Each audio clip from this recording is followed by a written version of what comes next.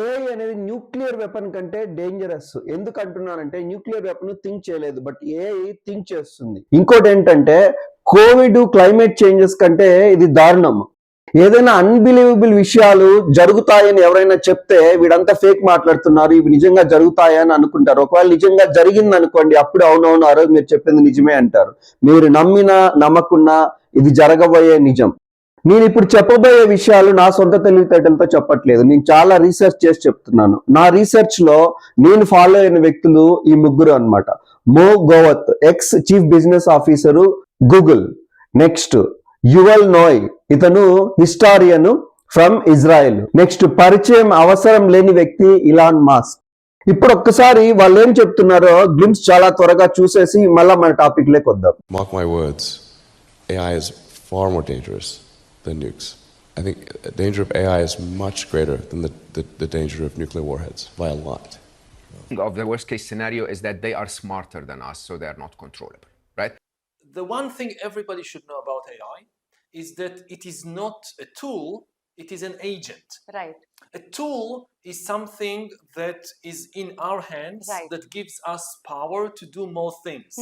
Like you have a knife in your hand, you can decide you can murder somebody, you can save their life in surgery. If you're a doctor, you can cut salad for dinner. This is a tool. You decide what to do with it. The knife cannot start doing things by itself. AI is not a tool. It is an agent. It is something that can make decisions by itself and can even invent new ideas by itself.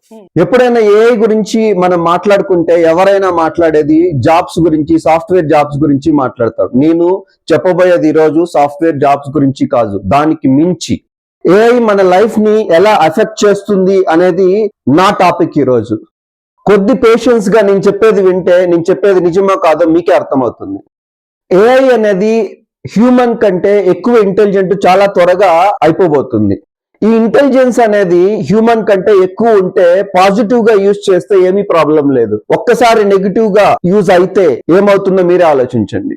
ప్రతి country మేము positive గానే use చేస్తాము అని మాట్లాడుతున్నాయి, but problem ఏంటి? America positiveness చైనాకి negative అవుతుంది, China యొక్క positiveness అమెరికాకి నెగిటివ్ అవుతుంది. ఈ కోణంలో ఆలోచిస్తే నేనేం మాట్లాడుతున్నానో మీకే అర్థమవుతుంది. నేను ఇప్పుడు మీకు ఒక సినారియో ఎక్స్ప్లెయిన్ చేసేదానికి ట్రై చేస్తాను. నా దగ్గర అన్ని రియాలిటీలో లేవు కాబట్టి నేను యాక్చువల్ వీడియోస్ మీకు చూపించలేను, బట్ మీరు నిజంగా గన ఇంటెలిజెంట్ అయ్యి డాట్స్ కన్నా ఈజీ కనెక్ట్ చేసుకోగలిగితే మీకు ఈజీగా అర్థమవుతుంది. ఈ వీడియో ఒక్కసారి చూడండి, ప్రస్తుతానికి రోబో ఏం చేయగలదో మీకు తెలుస్తుంది. Atlas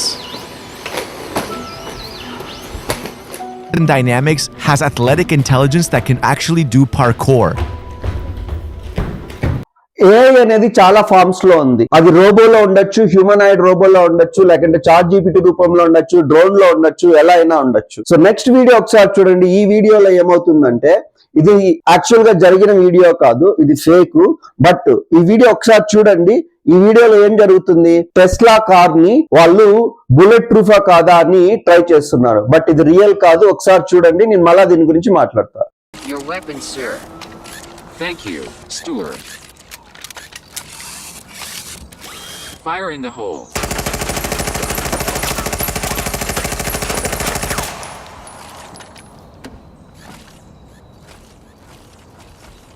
I'm alive. Awesome. So మీరు చూసారు కదా, ఇది కొద్ది ఇంటెలిజెన్స్, ఇంకొద్ది ఇంటెలిజెన్స్ కన్నా రోబో ఏఐ కన్నా వచ్చిందంటే ఇది కంపల్సరీ సాధ్యము. ఎందుకు చెప్తున్నానంటే నెక్స్ట్ వీడియో ఒకసారి చూడండి. ఎలాన్ మాస్క్ ట్వీట్ చేసిన తర్వాత ఈ వీడియో వైరల్ అయింది. ఈ మిషన్ ని B2W అంటారు. దీనికి 4 legs ఉంటాయి. ఈ ప్రతి లెగ్ లోనూ వీల్ ఉంటుంది. సో ఇది ఎక్కడికైనా ఎంత స్టీప్ ఉన్నా, రోడ్ ఎలా ఉన్నా కానీ ఎక్కడికైనా ఈజీగా వెళ్ళిపోగలుగుతుంది. సో దీన్ని వార్ జోన్ లో యూజ్ చేస్తే ఎలా ఉంటుందో ఒకసారి ఇమాజిన్ చేసుకోండి. సో ఐడియా ఏంటంటే దీనిపైన ఒక వెపన్ స్టిక్ చేసి ఎక్కడైనా పంపించి వార్ జోన్ లో యూజ్ చేయాలా అనేదే ఐడియా. ఇప్పుడు ఈ 3 వీడియోలు చూసిన తర్వాత ఎవరినైనా హ్యూమనాయిడ్ రోబో కాల్చాలి అంటే భూమిపైన వీలవుతుందో లేదో మీరే ఆలోచించుకోండి. నాకైతే ఈజీగా వెరీ సూన్ జరిగే ఛాన్స్ ఉంది.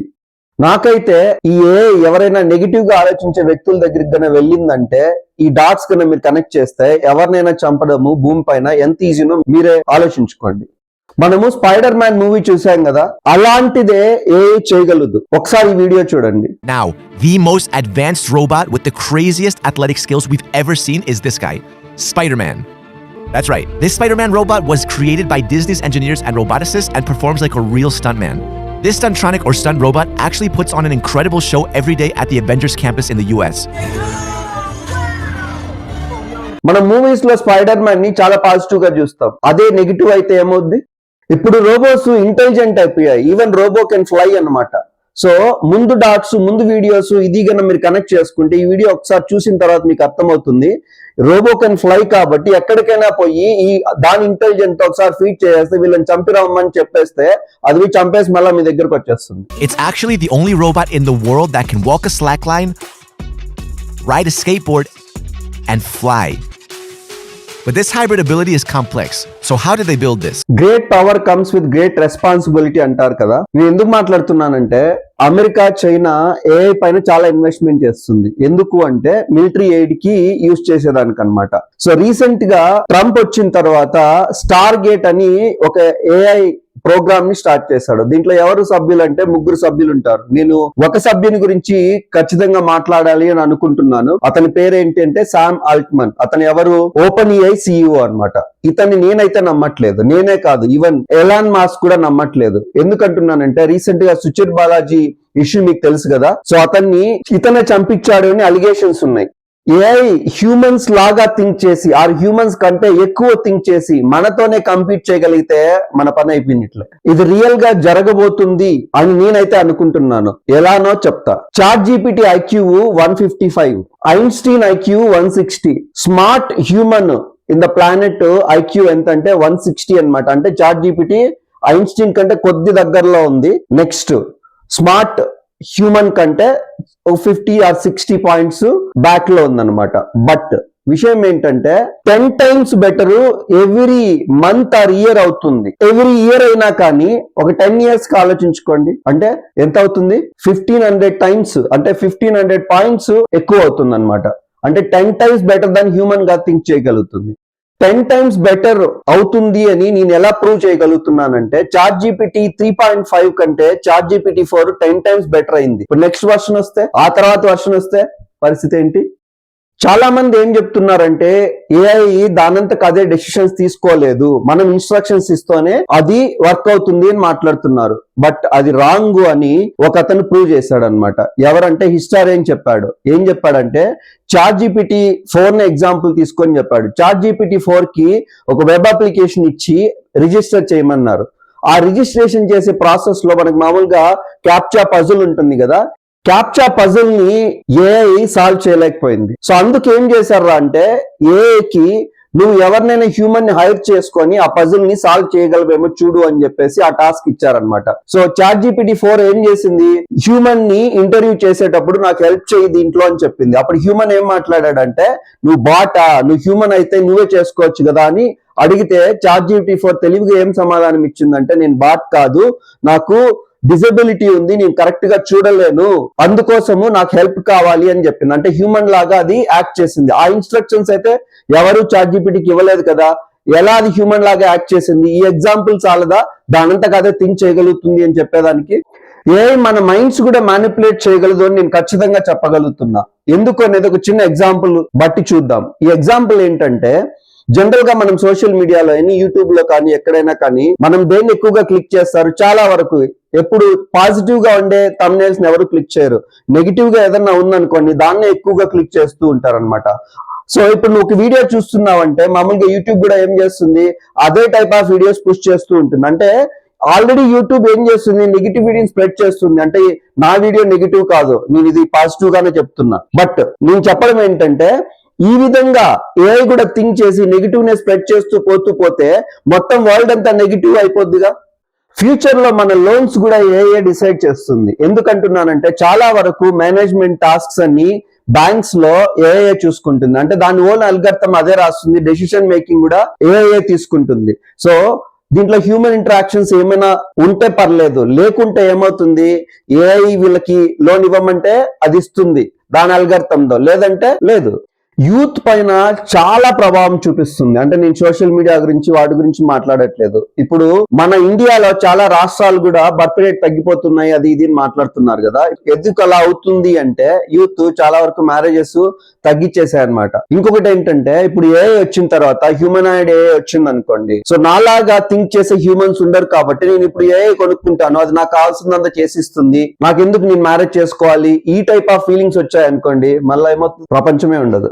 ఏ హిస్టరీని కూడా స్పాయిల్ చేసే ఆస్కారము చాలా పుష్కలంగా ఉంది. ఎందుకంటున్నానంటే ఈ హిస్టరీని మ్యానిపులేట్ ఈజీగా ఏ చేయగలదు. అంటే నెగిటివ్ గా స్ప్రెడ్ చేసే వాళ్ళు ఇన్ఫర్మేషన్ ఫీడ్ చేసేసారు అనుకోండి, ఏ అంటే ఏంటి, మనం ఇచ్చిన ఇన్ఫర్మేషన్ ని అది ఒక అల్గారిథం యూజ్ చేసి మనకి ఆ డేటాని ఇస్తుంది. సో ఫ్యూ ఇయర్స్ తర్వాత గాంధీజీ సెక్యులర్ కాదు అని ఏ చెప్పినా కానీ మన యూత్ నమ్ముతారు, ఎల్డర్స్ చెప్పేది నమ్మరు. ఎందుకంటే ఏ చెప్పింది నువ్వెవరు చెప్పేదానికి అని కూడా మాట్లాడొచ్చుగా.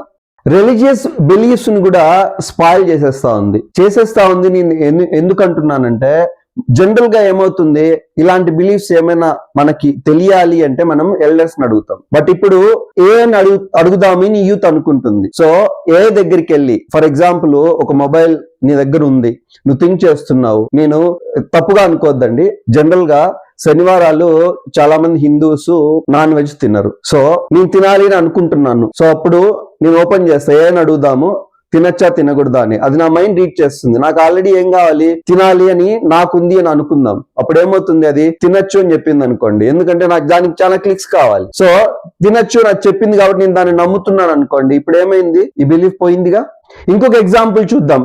పలానా రోజు టెంకాయ కొట్టాలి, పలానా రోజు దీపం వెలిగించాలి, సో ఈ రోజు సాయిబాబా గుడికి వెళ్తే మంచిది, ఈ రోజు తిరుమలకి వెళ్తే మంచిది అని నమ్మకాలు మనము ఎల్డర్స్ అడగట్లే. ఏం చేస్తున్నారు యూత్, యూట్యూబ్ కి వెళ్తున్నారు, వాళ్ళకి అవసరమైన ఇన్ఫర్మేషన్ అది తీసేసుకుంటున్నారు, అది కరెక్టో కాదో ఎవరు కన్ఫర్మ్ చేసుకోవట్లేదు, పాటించేస్తున్నారు. సో గరికపాటి లాంటి వాళ్ళు రోజు టీవీలో చెప్తూనే ఉన్నా కానీ అది ఎవరు పట్టించుకోరు, వాళ్ళకి ఇదే అవసరం. ఎందుకంటే ఇది ఇంట్రెస్టెడ్ కదా, ఇది ఈజీగా యాక్సెసిబుల్ లో ఉంది.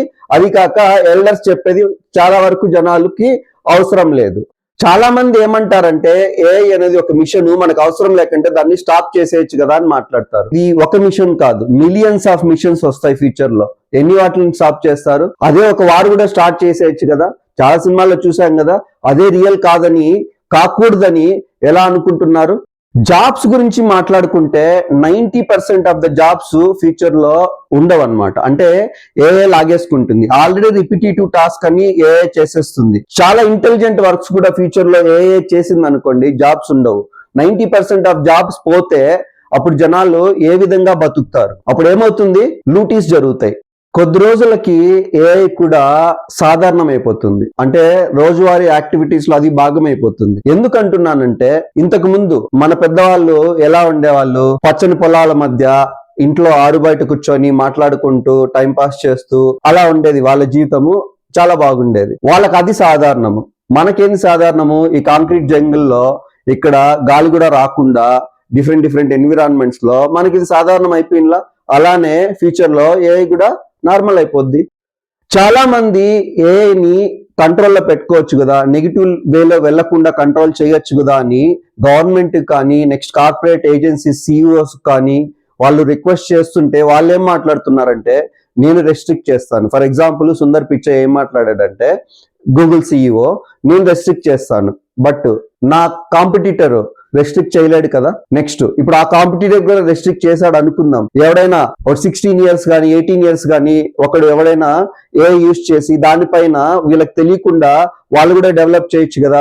ఇప్పుడు అమెరికా అనుకునింది అనుకోండి, చైనా వద్దనుకుంటుందా, లేకుంటే వేరే ఇంకొక కంట్రీ ఏదైనా వద్దనుకుంటుందా? ఎందుకంటే వీఆర్ ఇన్ కాంపిటేటివ్ వరల్డ్ కదా, ఒకరినొకరు కంపీట్ చేసుకొని నాశనానికి అనర్థానికి దారి తీస్తుంది ఇవంతా. ఈ వీడియోలో కన్క్లూజన్ ఇవ్వాలి అనుకున్నా కానీ నా దగ్గర అయితే ఏ పాయింట్స్ లేవు. ఆల్రెడీ మనము అవుట్ ఆఫ్ రీచ్ అయిపోయాము. ఏం జరుగుబోతుందో వేచి చూడాలి.